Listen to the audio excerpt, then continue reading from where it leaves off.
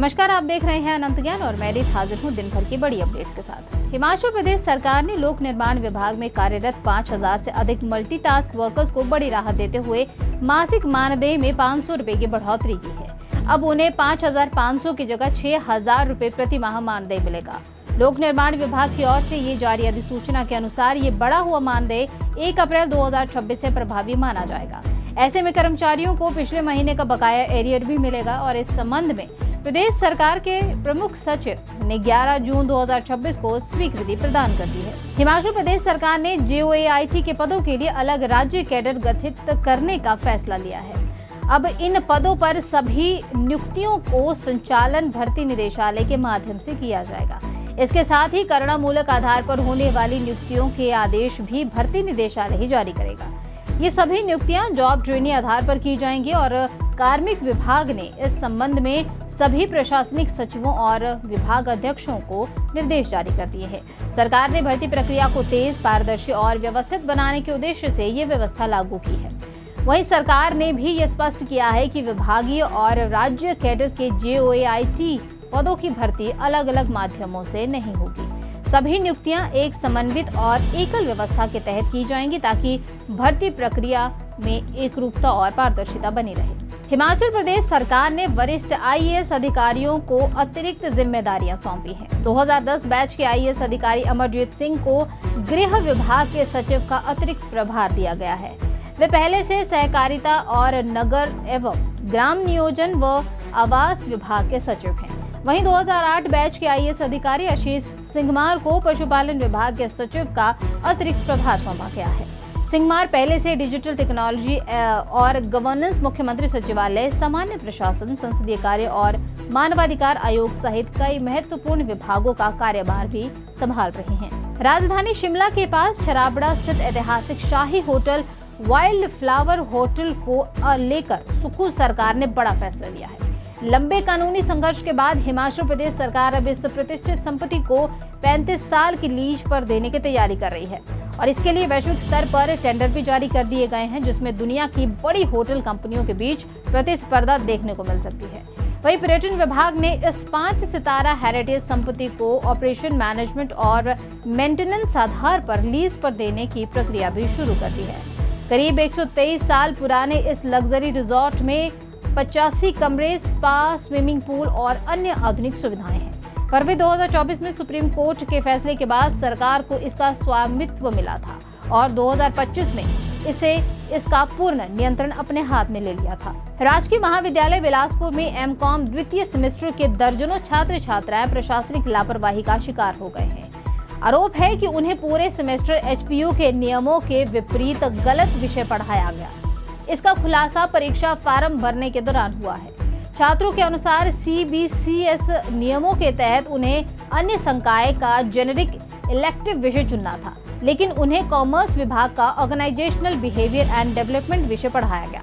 बाद में विश्वविद्यालय पोर्टल पर यह विषय उपलब्ध ही नहीं मिला, जिसके बाद छात्रों को economics 125 fundamental concept in economics विषय भरने की सलाह दी गई। हालांकि पूरे सेमेस्टर में इकोनॉमिक्स की ना तो कक्षाएं लगी, ना ही आंतरिक मूल्यांकन हुआ। इससे दर्जनों छात्रों के परीक्षा परिणाम और शैक्षणिक भविष्य पर संकट मंडरा रहा है। प्राचार्य डॉक्टर PS कटवाल ने कहा है कि मामला उनके संज्ञान में है और छात्रों के हितों में जल्द समाधान निकाला जाएगा। हिमाचल प्रदेश राज्य चयन आयोग ने इतिहास और अर्थशास्त्र विषय के शिक्षक पदों के लिए आयोजित होने वाली कंप्यूटर आधारित परीक्षा यानी CBT की तिथि में बदलाव किए हैं। पहले 28 जून 2026 को प्रस्तावित दोनों परीक्षाएं अब 6 जुलाई 2026 को आयोजित की जाएंगी। आयोग के सचिव डॉक्टर विक्रम महाजन ने ये बताया है कि अपरिहार्य प्रशासनिक कारणों के चलते परीक्षा स्थगित की गई थी। उन्होंने कहा कि भर्ती प्रक्रिया की अन्य शर्तों, पात्रता नियमों और परीक्षा स्वरूप में कोई बदलाव नहीं किया गया है। आयोग ने अभ्यर्थियों से नई तिथि के अनुसार तैयारी जारी रखने, केवल आधिकारिक सूचनाओं पर भरोसा करने और प्रवेश पत्र सहित सभी आवश्यक दस्तावेज समय पर तैयार रखने की अपील की है। किन्नौर कांग्रेस जिलाध्यक्ष पद पर निगम भंडारी की नियुक्ति के बाद हिमाचल कांग्रेस में सियासी घमासान शुरू हो गया है।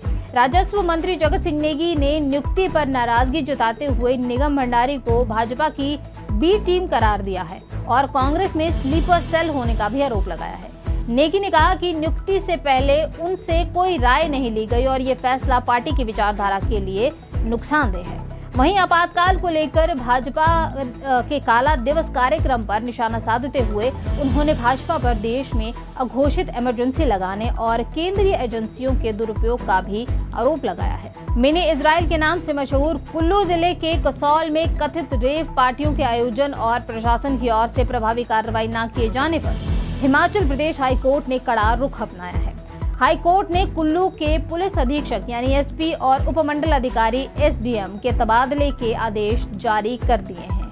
हाई कोर्ट ने रेव पार्टी आयोजकों के खिलाफ सख्त कार्रवाई के निर्देश देते हुए कहा कि जंगलों में इस तरह के आयोजन कानून व्यवस्था और पर्यावरण पर प्रतिकूल प्रभाव डालते हैं और इन्हें किसी भी सूरत में अनुमति नहीं दी जानी चाहिए। इससे पहले अदालत ने डीएलएस से कुल्लू के सचिव को मौके का निरीक्षण कर रिपोर्ट पेश करने और प्रशासन से स्पष्टीकरण भी मांगा था। मामले की अगली सुनवाई 6 अगस्त को होगी। पाकिस्तान की नींद उड़ाने वाली बहुप्रतीक्षित चिनाब ब्यास लिंक परियोजना का मास्टर प्लान तैयार हो गया है। केंद्र सरकार की ओर से इस महत्वाकांक्षी परियोजना को भूवैज्ञानिकों की तकनीकी सर्वेक्षण से बड़ी मजबूती मिली है। विशेषज्ञों के कोकसर और रोहतांग क्षेत्र की चट्टानों को सुरंग और बांध निर्माण के लिए बेहद मजबूत और सुरक्षित बताया गया है। परियोजना के तहत चंद्रा नदी के पानी की सुरंग के जरिए ब्यास नदी और फिर भांखड़ा बांध तक पहुंचाया जाएगा, जिससे गर्मियों में उत्तर भारत में पानी की कमी दूर करने में मदद मिलेगी। करीब 2620 करोड़ रुपए की इस परियोजना से बड़े स्तर पर बिजली उत्पादन भी होगा। हिमाचल प्रदेश के राज्यपाल कविंद्र गुप्ता ने इसे राष्ट्रीय हित की महत्वपूर्ण परियोजना बताते हुए कहा कि इससे हिमाचल, पंजाब और हरियाणा जैसे राज्यों को जल संसाधनों का बेहतर लाभ मिलेगा और देश की पानी व ऊर्जा जरूरतों को पूरा करने में भी मदद मिलेगी। जिला बिलासपुर के घुमारवीं उपमंडल की ग्राम पंचायत करटोली में स्वतंत्रता सेनानी स्वर्गीय अमरनाथ डोगरा की 90 वर्षीय पत्नी राम प्यारी न्याय की मांग को लेकर उपायुक्त कार्यालय परिसर में धरने पर बैठ गई। हाथ में लालटेन लेकर बैठी वृद्धा ने आरोप लगाया है कि उनका पुश्तैनी मकान जर्जर हालत में है, लेकिन गांव के कुछ लोग उनकी मरम्मत करने नहीं दे रहे। वृद्धा का कहना है कि जमीन की तकसीम अभी भी नहीं हुई है और मामले में स्टे लगा दिया गया है, लेकिन स्टे आदेश में मकान की मुरम्मत की अनुमति दी गई है। इसके बावजूद उन्हें छत बदलने नहीं दिया जा रहा। उनसे मारपीट, प्रताड़ना और बंदूक दिखाकर जान से मारने की भी धमकी देने के आरोप भी लगाए गए हैं। राम प्यारी ने प्रशासन से मामले की निष्पक्ष जांच, सुरक्षा और अपने पुश्तैनी मकान की मरम्मत करवाने के सहयोग देने की भी मांग की है। घटना के बाद क्षेत्र में भी चर्चा का माहौल है और लोग स्वतंत्रता सेनानी के परिवार को न्याय दिलाने की मांग कर रहे हैं। कांगड़ा के शाहपुर उपमंडल में मंडी पठानकोट 4 लेन पर पुहाड़ा स्थित खोली खड्ड के पुल के नीचे एक व्यक्ति का शव संदिग्ध परिस्थितियों में मिलने से सनसनी फैल गई है। जानकारी के अनुसार व्यक्ति की करीब 80 फीट ऊंचे पुल से खड्ड में गिरने से उसकी मौके पर ही मौत हो गई है। मृतक की पहचान 45 वर्षीय पवन कुमार पुत्र नीचू राम निवासी गांव किला पंचायत रेहलो विधानसभा क्षेत्र शाहपुर के रूप में हुई है।